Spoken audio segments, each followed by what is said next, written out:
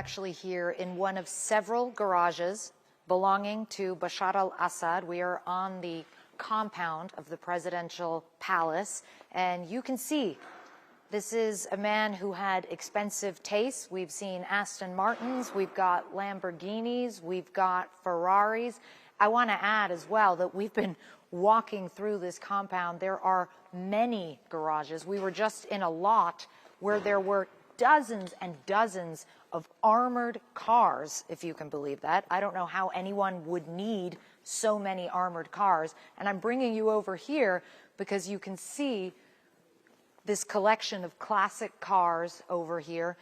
And the reason this is all significant, John, the reason that we're talking about this, that we're showing you this, is because really this is indicative of the deep, deep corruption of the Assad regime, which is a big part of why this whole uprising started in the first place back in 2011.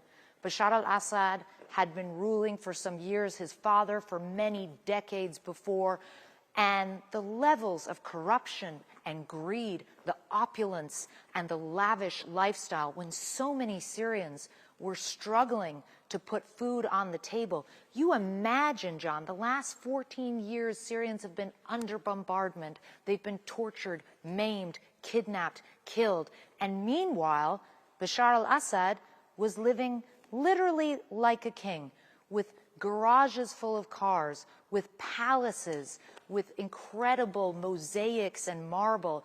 And we actually watched in the presidential palace some ordinary people who managed to sneak in, walking around with their jaws dropped. They could not believe how he was living at a time when Syria was suffering so acutely. And so this really is a metaphor for the root of the rot, for where it all started and what it really means, the spirit of this Syrian uprising. Obviously, we're not going to sugarcoat it. There is a lot of anxiety in this moment. There is a lot of anxiety about the makeup of rebel forces, about whether there will be chaos, whether there will be strict Islamic law. And so it's not that everybody is out in the streets celebrating, but most Syrians are united in finding these displays of wealth and opulence truly sickening and indicative of the sickness of the Assad regime.